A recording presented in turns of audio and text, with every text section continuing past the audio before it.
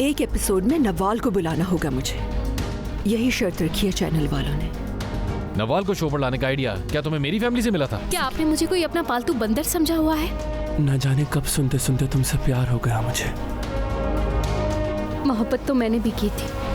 मैं तुम्हारी तरह मजबूत नहीं हूँ। कोई और तरीका नहीं है पैसे कमाने का उनके पास?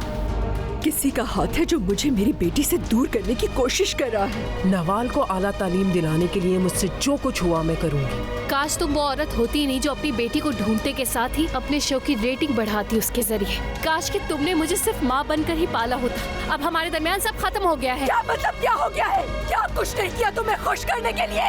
अपनी रेटिंग के लिए मुझे इस्तेमाल करके। मैंने ये सब तुम्हारी कस्टडी के लिए किया, पागल लड़की।